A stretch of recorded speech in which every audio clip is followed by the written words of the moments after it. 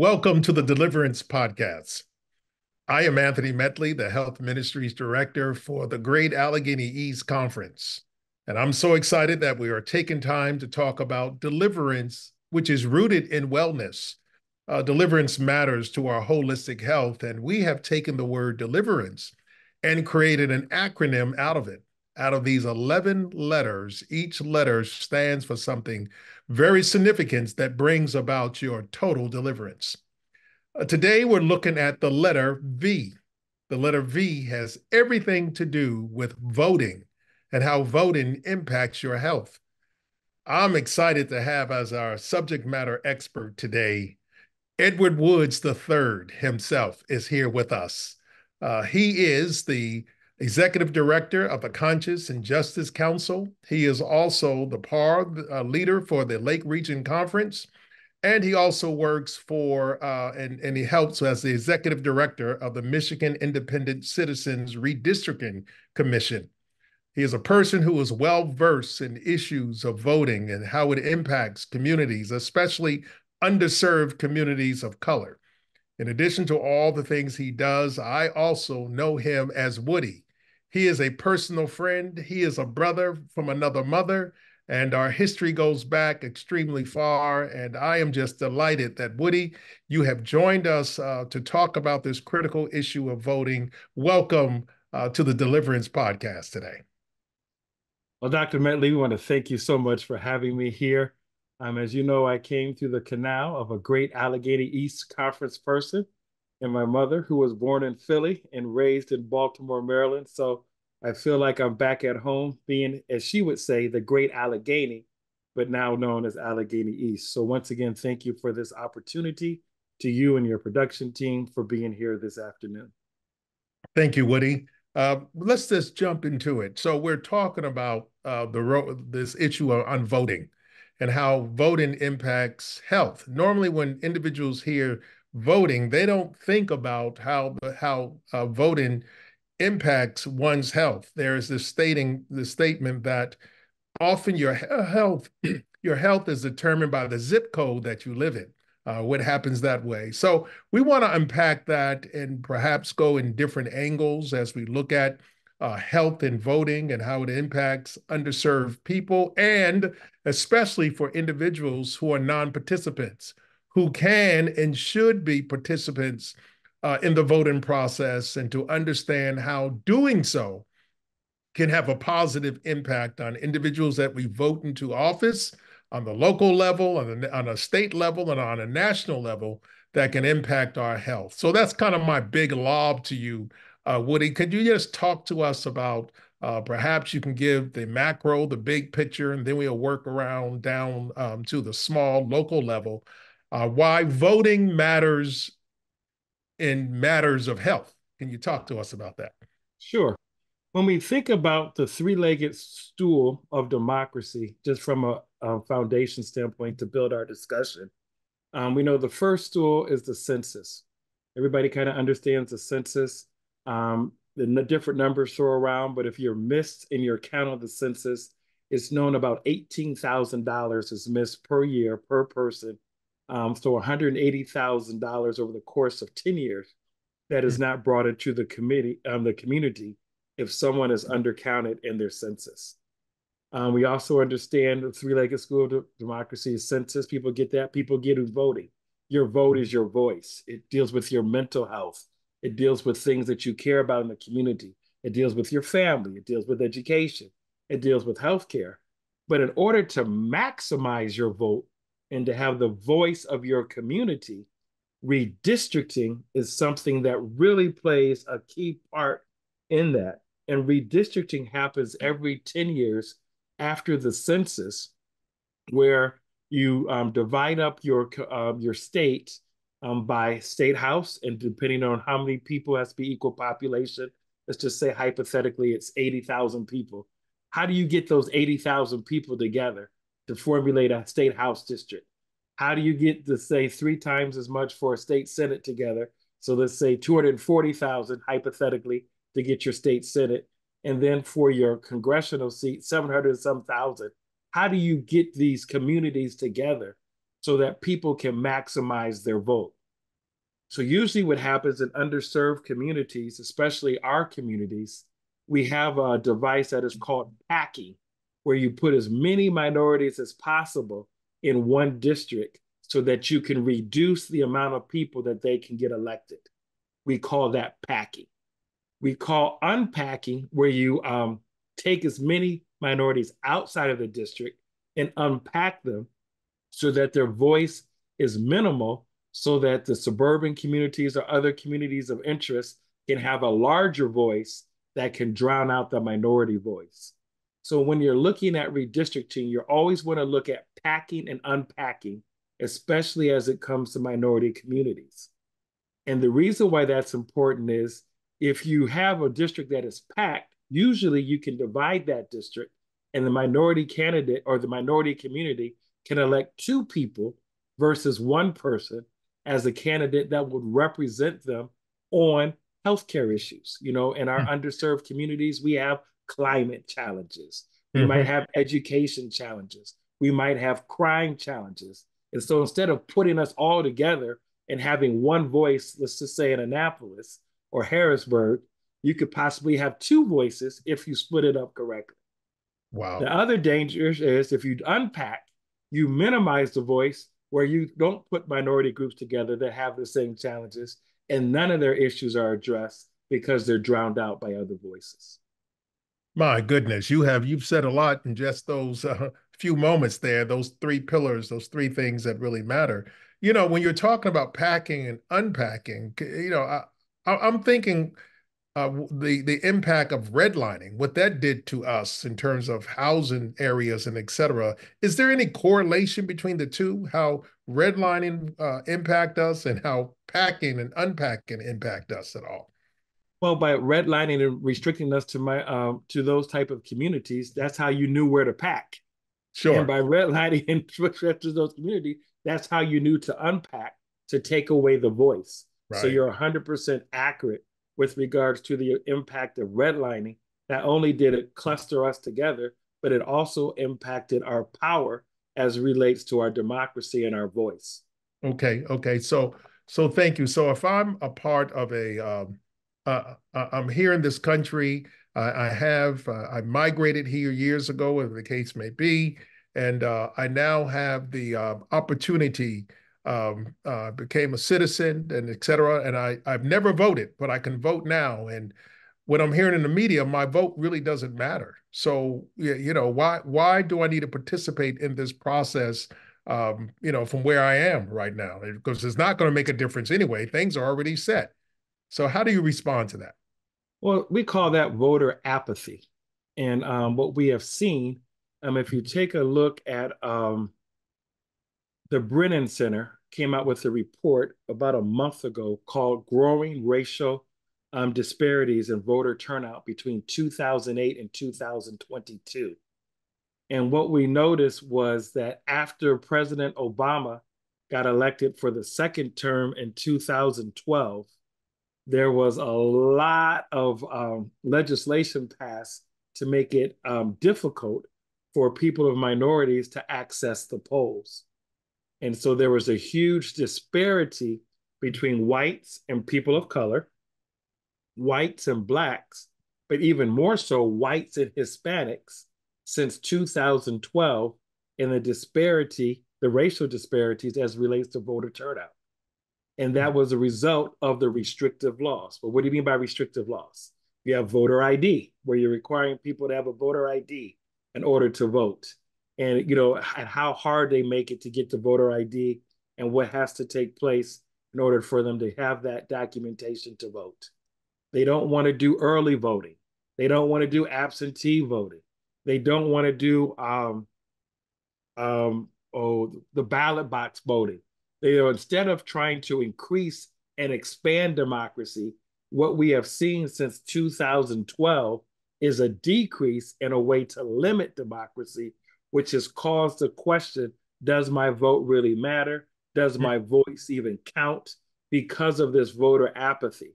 And the way we combat that, getting to your solution to the question, is that we tell people what's at stake. What's at stake? What's on the menu? how can I relate voting to children? How can I relate voting to healthcare? How can I relate voting to education, public safety, and justice? How do I make those ties so that people can see the impact of their voting as an individual, but then as a collective voice in their community where they can make a difference? And the key thing about voter turnout is tying it to people's interests and making it play. Wow, wow. And I would suggest that healthcare and matters of health is a critical interest for to our people. Now, the more you're expressing this and sharing, thank you so much for the clarity that you are giving in this presentation. You know, I'm thinking about the Allegheny East Conference now. Now I'm going faith-based community. And I'm looking at that in our conference, our territory is vast. We got 6 states and plus the District of Washington, D.C., of course, the District of Columbia. But in that, we have identified at least 22 major cities in the Allegheny East Conference. And in those 22 major cities, there are more, but I'm talking about just the major ones that exist in Allegheny East Conference. We've also identified some probably upward to 70 of our churches, not all of our churches, but at least 70 churches that are that exist in these major cities in the Allegheny East Conference. But Woody, I want you to talk about the role that churches have, faith-based communities have, in bringing to light the things that you are talking about to engage people. You know, the way when Obama was first elected, we saw incredible engagement in Black and Brown communities. But what you have described where we are now and some of the immigrant changes that have taken place in these major cities, how do we mobilize people of color, Black and Brown people, through the faith-based initiative to be involved in the voting process? Well, I think we go back to our roots. One of the things about African Americans, when we came here, forcibly, involuntarily, um, we always had a sense of community. We had tribes, we had villages, we were concerned. There was a sense of community engagement. Nothing different during the civil rights era. The church was the hub of the community. We knew people's names. We knew who people were related. We've kind of gotten away from that, where before we used to walk to church, the church was a central part of the community. We're now commuters to church. People sometimes know us more for our traffic patterns than our ministries.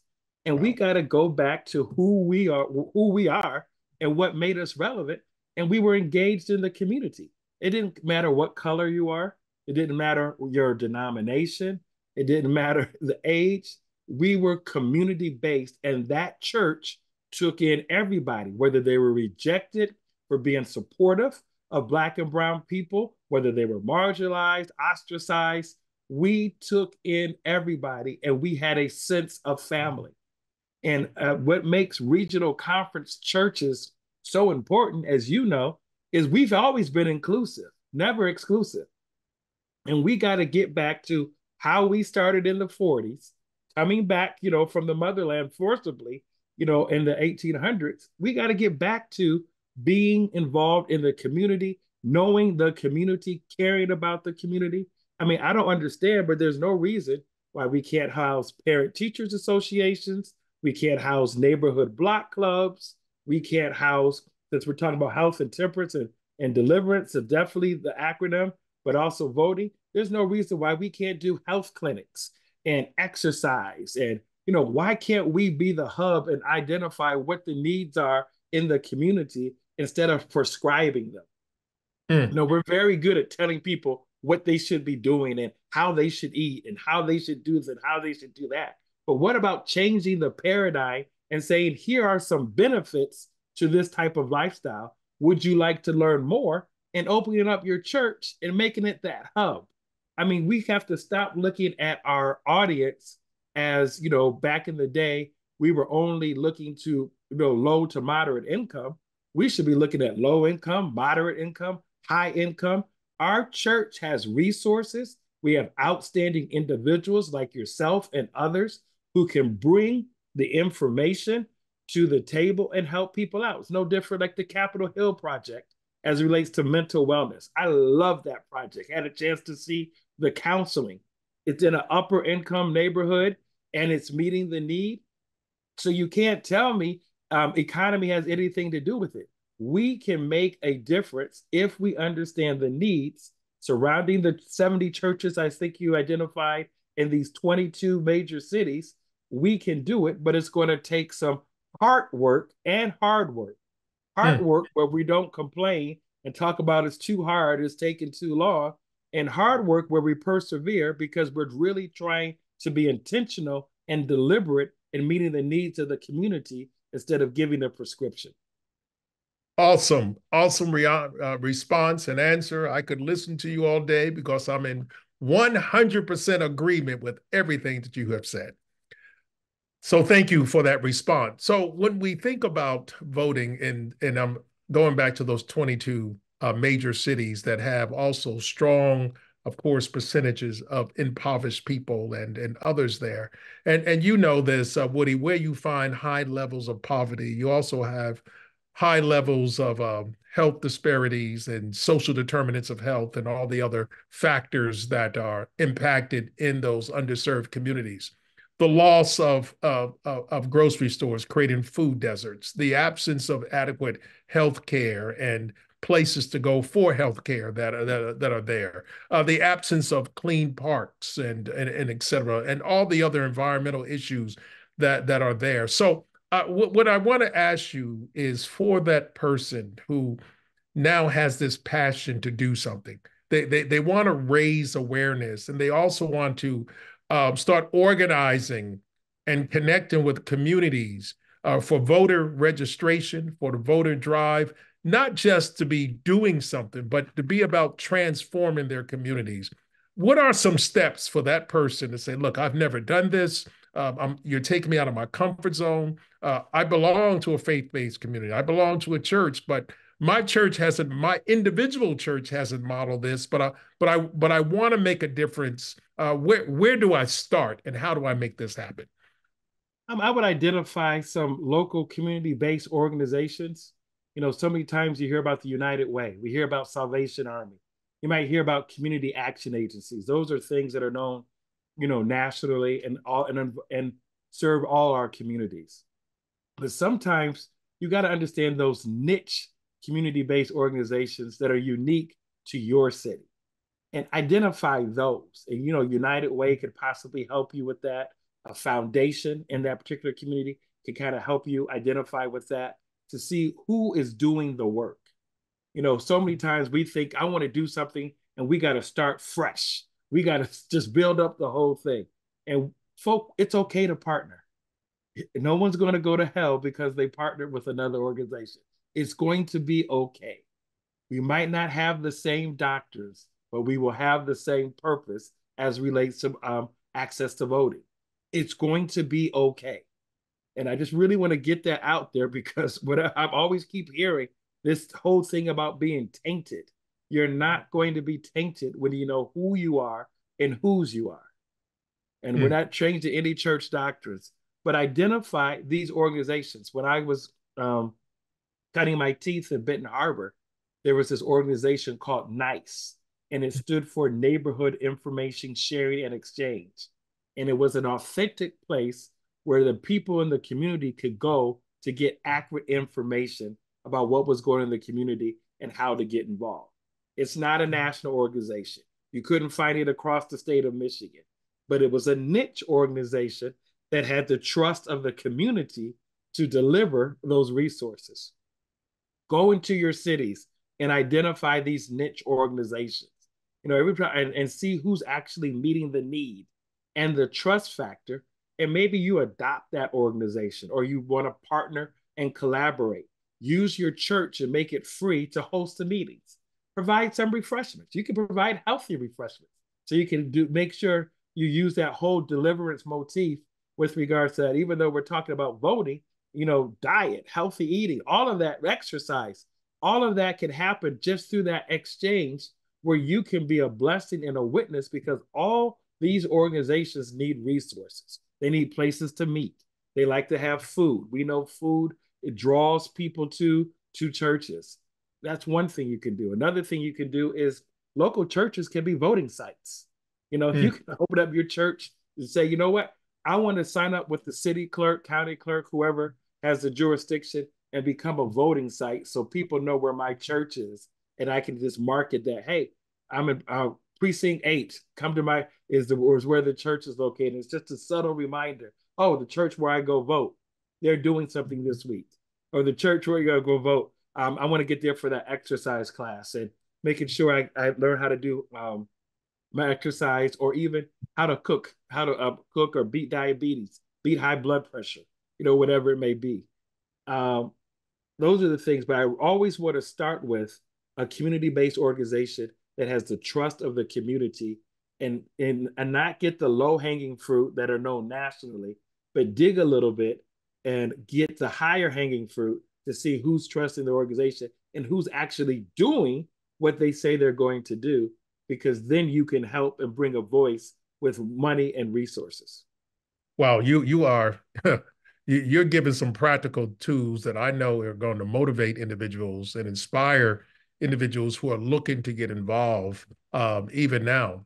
So we're in this as we prepare to wind down. I want to make sure you have time if there's any other major passion on your heart that we need to know about. So I have one question, and it can segue into any other passion that you want to talk to us about. We are in a critical year now where voting is right in front of us. It has major implications and things that are happening this year on the local level, state level, and of course the national level. Major things are taking place, and I'm trying to encourage our churches, even during our camp meetings and et cetera. So, to have booths where, if nothing else, we can register people, online, just register to vote and et cetera. So you've given some practical things for us to do. How would you also challenge us to go further? Is there anything else that you want to say to faith-based leaders that the more they need to do to move this needle forward? Because, my last question to you would be, how do we know when we turn the corner, when we're doing what we are been called by God to do and as citizens to do? How do we know when we have turned the corner and moved in the right direction? So I've given you a lot, but I'm just lobbing it all to you. Well, there's 5 resources I'd like to share with regard to voting. Obviously, voter education, voter empowerment. So basically, what's happening now is we're getting people prepared to vote. We're getting people to think about voting, because we know the voting's coming in November. It's a presidential election. So we're just getting people kind of prepared to vote. What's at stake? What are the issues? Who are the candidates? All of that's being flushed out. But there's 5 sites that I think would be helpful. The Center for Voter Information would be one site. Fair Election Center would be another one. We Are Voters is another one. One of my favorites is the League of Women Voters. And the reason why it's important, because they deal with ballot proposals so people can understand what's going on in their community. So I'm not just talking about big stuff. I'm talking about the local level. Then I'm Yeah. talking about the county or the region, then the state and the national, and then the statewide ballot. You need to know about that and its impact. And so League of Women Voters does a great job on that. And then there's a group called Faith United to Serve Movement, Faith United to Serve Movement. And this is a faith-based group that is working in purple states to turn out the vote and talk about how important it is. In your particular area, Pennsylvania is one of the ones that is recognized in this Faith United to Serve movement. And you can get more information. You'll see it on the screen, but turnoutsunday.com. Turnoutsunday.com. You can see all of the what I call purple states, where they're really trying to drive voter turnout and talk about what's at stake and how it can make a difference. But you got to be able to educate, and these websites can educate, voter education, help you out with voter registration. And then as you get closer, how as to the candidates after the primaries, who the candidates are, and what's on the ballot proposal in terms of identifying their particular stance. As you already know, we as a church do not endorse a political party or a candidate. We only speak to issues and encourage people to vote according to their conscience. And that's what we do. You do not see us endorsing candidates. We don't do that. We are a nonprofit, but we do always encourage people to vote and try to give them the best information as possible. We host candidate forums.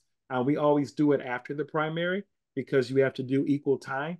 And it just doesn't make sense to have 15, 20 people running a primary to have them come to the church. But we do encourage that. We've done a forum in Detroit where we had the mayors of Detroit come at separate times and talk about issues regarding public affairs and religious liberty, where we hosted that so they could hear directly from the candidates. So those are something that I encourage people to do if they want to do it, but always after the primary because you have to provide equal time. Going to your last question, how do we turn the corner? Just so you know, I was listening for quality assurance. We will know when we turn the corner where it is no longer driven from the top down, but the bottom up. Mm, and that's one of the best things I like about my church, anybody's church is, hey, it's Public Affairs and Religious Liberty Day. What are we doing, or who are we having?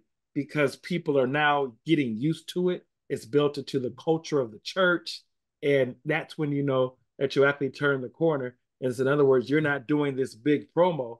People are asking you 2, 3, 4 weeks, 4 months out, what's going to happen. awesome. That was one of my highlights when I was Public Affairs Religious Liberty Director at the Highland Avenue Seventh-day Adventist Church.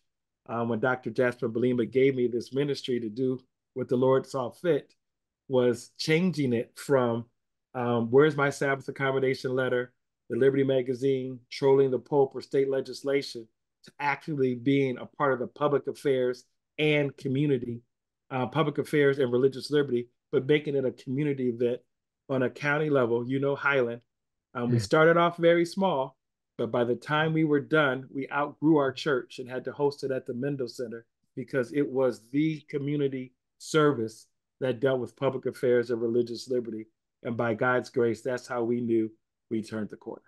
Awesome. Awesome. Thank you very much. As we prepare to close, individuals are going to be watching this and they may want to get in touch with you. I know personally that you are a phenomenal speaker. You do workshops, you go to faith-based communities, not just in the Adventist community, but beyond that. You have a far reach there. So if somebody wants to get in touch with you, to reach you, to invite you to come and to share what you're sharing here and to do more, how can they reach you? What?